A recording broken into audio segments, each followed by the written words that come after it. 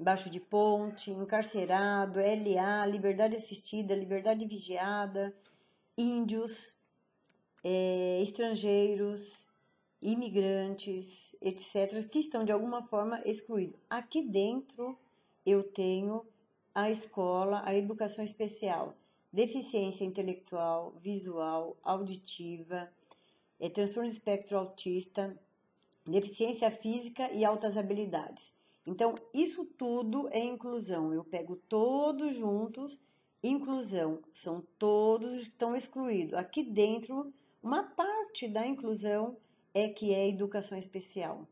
Então, quando você fala meu aluno de inclusão, você não está dizendo que ele é deficiente. Você está usando pejorativamente aquele aluno que não tem conquistas dentro da escola. E isso é a forma mais cruel de você nomear o seu aluno que tanto precisa do seu olhar. E precisa que você olhe para aquilo que ele tem de bom, aquilo que ele tem de conquista. Os defeitos, as deficiências, elas aparecem rapidamente e nem precisam ser notadas por você, professor.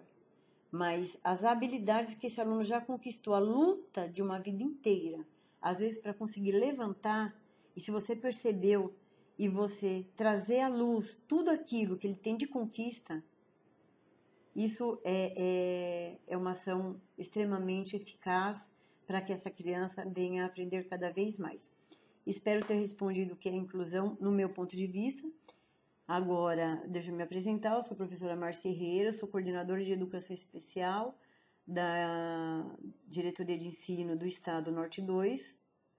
Estou à frente também das ações com a rede protetiva, né, com a Quinta Vara. Então, trabalho com essas crianças também que estão à luz da inclusão legislativa, que são filhas de mães que se drogaram, de drogadição, ou são crianças que tiveram seus direitos à vida violados. Algumas foram violentadas, algumas estão juradas de morte pelo seu mundo social, e o meu trabalho abarca mais ou menos aí umas 400 escolas. Mas se a sua escola não tiver dentro do meu âmbito e você precisar que eu vá falar alguma coisinha ou trocar uma conversa, um bate-papo, estou à disposição. Obrigada, agora eu vou passar para o outro capítulo, ok? Vou finalizando. Tchau, tchau.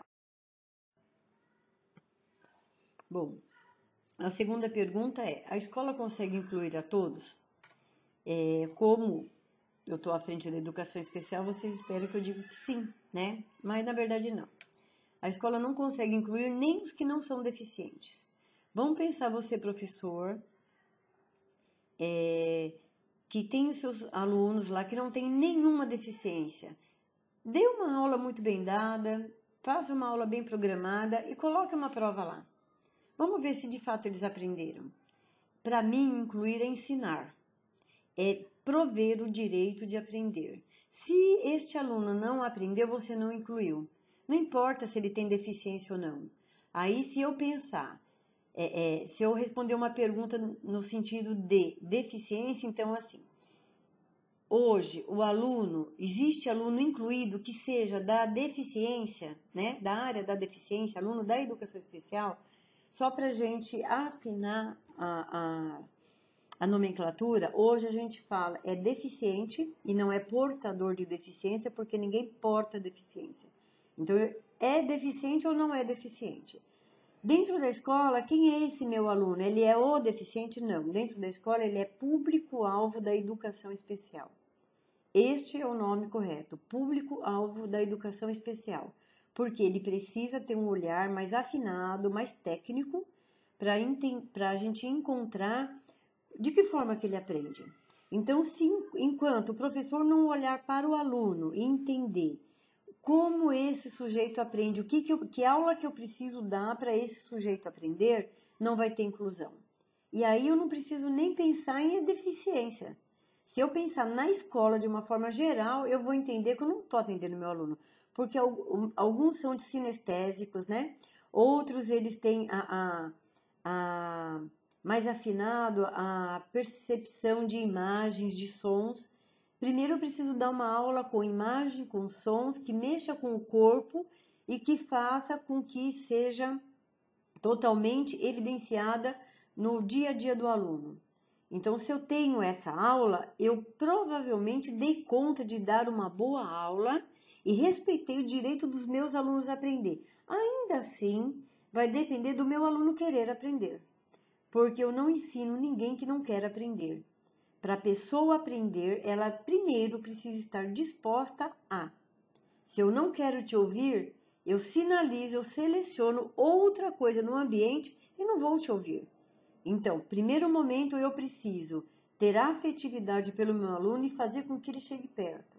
Chegar perto do aluno, afetar meu aluno no sentido de notar que ele está ali e ele se sentir bem do meu lado. E aí sim eu posso começar essa aula. Isso é para todos os alunos. E se você acha que, nossa, isso é demais porque eu tenho que afetar, lembra de você quando você estava na escola? Aquele professor que não estava nem aí para você, que às vezes você até gostava dele. Tentava chegar perto, mas ele não estava nem aí para você. Você conseguia aprender o que ele ensinava?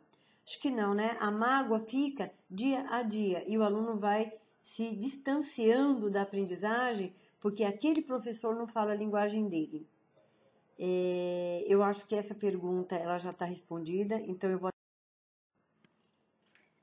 Bom, agora é para quais são as dificuldades que a escola encontra para, de fato, fazer essa inclusão. Entendendo aqui, agora que é uma inclusão de crianças com deficiência, então o público-alvo da educação especial, dentro dela altas habilidades também e o TEA, transtorno do espectro autista. O que a escola faz para incluir e como... É isso mesmo? Deixa eu ver, peraí. Quais as maiores dificuldades apontadas pela escola e alunos, professores referente à inclusão? A maior dificuldade no sentido do aluno... eu mexi aqui, desculpa. A maior dificuldade do aluno para ele ser incluído, em primeiro lugar, é ele ser enxergado como direito de aprender, detentor do direito de aprender. O aluno da educação especial, ou o aluno que apresenta muita dificuldade de aprendizagem, geralmente o professor começa a pedir o laudo.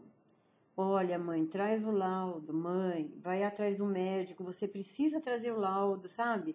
Precisa passar no médico, ver o que o médico fala. O médico vai falar alguma coisa e você traz pra gente o laudo, se tiver laudo. Aí o laudo chega, o bendito laudo chega. O laudo chega e nada acontece. Para que o professor pediu o laudo? Se o professor não sabe o que fazer com o aluno, por que pedir laudo? Então, enquanto não tem laudo, não se faz nada porque não tem laudo. O laudo chegou, não se faz porque o laudo chegou.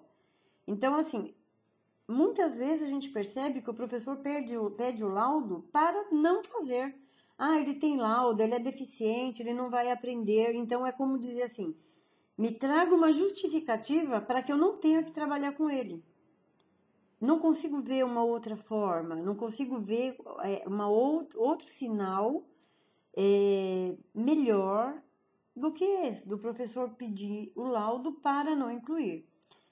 O que a escola tem que fazer para incluir? Qual é o maior problema para incluir? É entender que incluir é ensinar. Incluir é ensinar. É entender que aquela criança tem o direito de aprender e dentro do direito de aprender, eu como profissional da aprendizagem, eu tenho que prover. Se eu for Bom, qual é o maior problema que os professores encontram para incluir a criança, para ensinar? Eu entendo que o professor fica buscando laudo para tratar da aprendizagem da criança, enquanto o laudo não tem nada a ver com a aprendizagem. O laudo tem a ver com a deficiência, com medicalização, com outras esferas que nada tem a ver com a educação. Dentro da escola, eu tenho que pensar em aprender. Veja bem, se o médico pede um relatório do aluno, lá ele não é aluno, lá ele é paciente. Então, mãe, me traz o relatório da escola das dificuldades desse aluno. Geralmente, esse relatório vem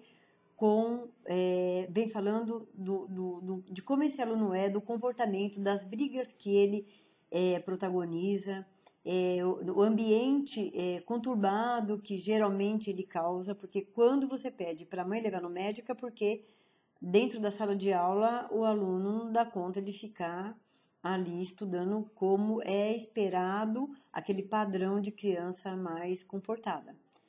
Então, aí vai o médico e pede um relatório da escola, do paciente dele. Aí a escola fala só o comportamento. A escola não fala qual é a dificuldade que o aluno tem para aprender, porque na maioria das vezes a gente não lembra nem de escrever isso no papel. Quando a gente se dá conta de fazer um diagnóstico de fato.